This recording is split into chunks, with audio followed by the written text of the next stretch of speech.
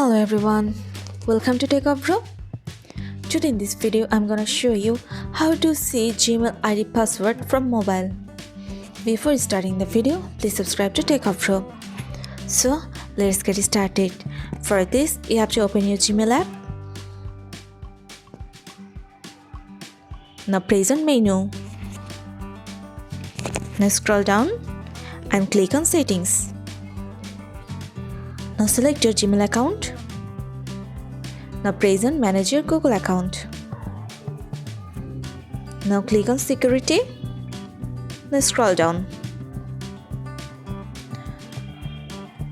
Now go to password manager.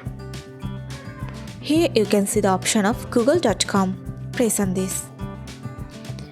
Enter your screen lock. Here is your Gmail password. That's it.